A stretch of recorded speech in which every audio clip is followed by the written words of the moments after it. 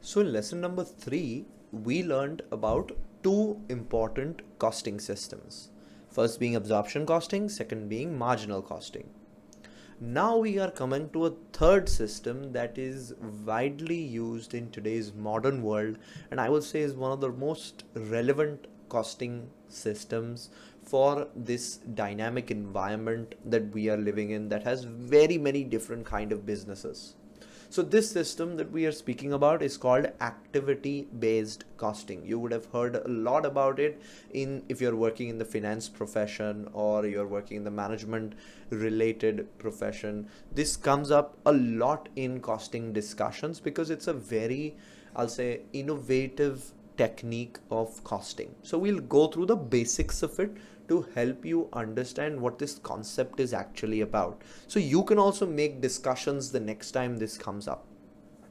Now, activity-based costing is an approach to the costing and monitoring of activities which involves tracing resource consumption.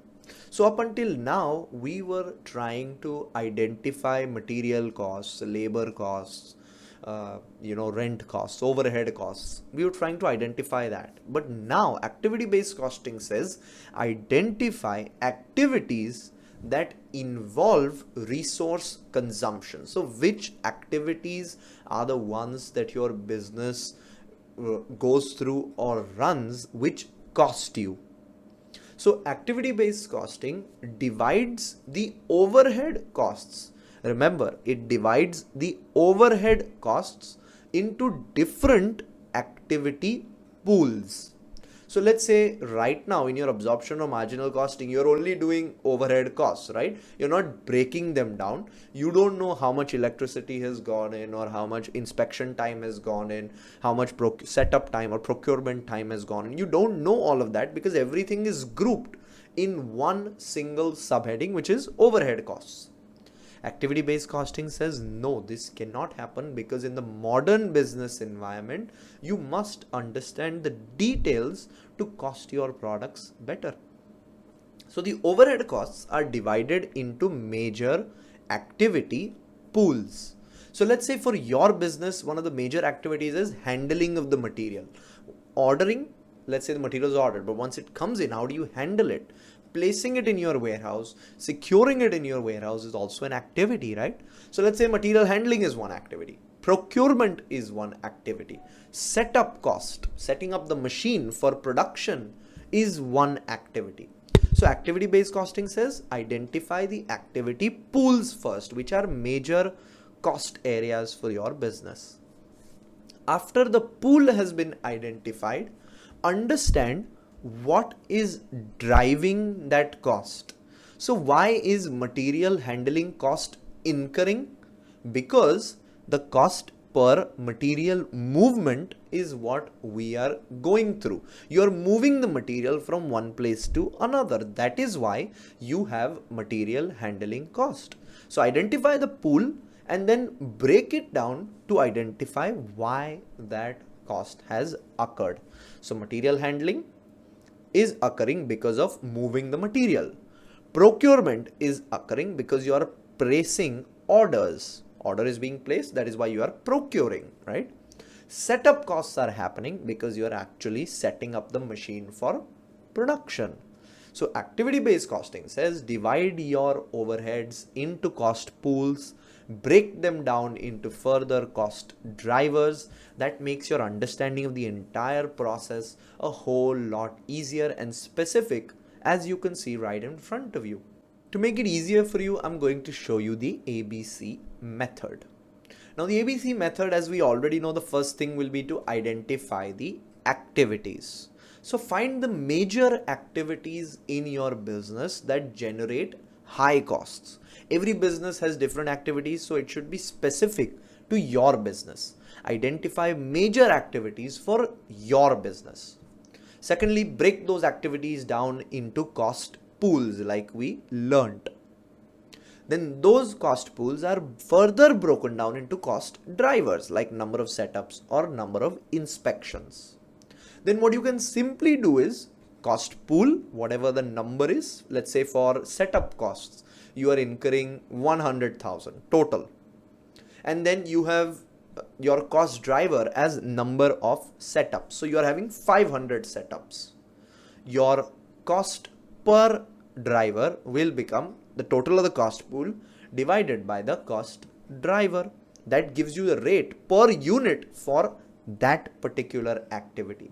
So let's say cost pool was 100,000, cost drivers is 10,000 setups. So 100,000 divided by 10,000 gives you your cost driver rate per setup. So every time a product goes into setup, or a machine is set up rather, you can say that $10 has been incurred. See how it's helping you understand the variable costs in a very specific way? This is what activity-based costing is all about. Identifying major activities, cost pools, and cost drivers. Naturally, there are many benefits of activity-based costing.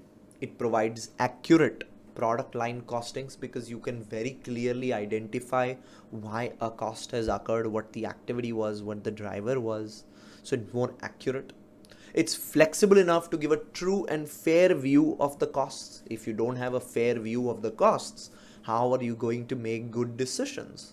So activity-based costing helps with that. We call it ABC in accounting knowledge, in accounting terms.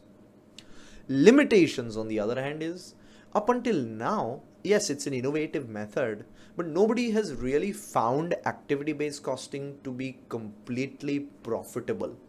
If you see, you require a lot of information for this system, right? You need to identify cost pool, you need to identify cost driver, which means a lot of time and effort goes into this system. Now, is this time and effort justified? Will it give me back that kind of return? Those are the question marks that are still on activity-based costing. That is why it hasn't been widely accepted up until now. But still, people say that activity-based costing is generally used for long-term decision making, making decisions of the strategic nature, which is the job of a management accountant. Which means activity-based costing can help you identify better decisions regarding your pricing strategy. We already know that costing is better, pricing can be better. Secondly, it can help you identify which products are actually adding value. It may be that when you're using absorption costing, you found that product X was my best product, just in terms of profitability. When you actually did an activity-based costing or a deeper dive into understanding what the costs are, you understood that product Y was actually better. So you were wasting your time up until now and not making good business decisions. So if you understand the costs better, based on actual cost pools, actual cost drivers, you can make better decisions in terms of discontinuation of products, promotion of products. That is better, right? And then obviously because of this, you can decide which new products you want to introduce to the market. Because let's say product X is profitable.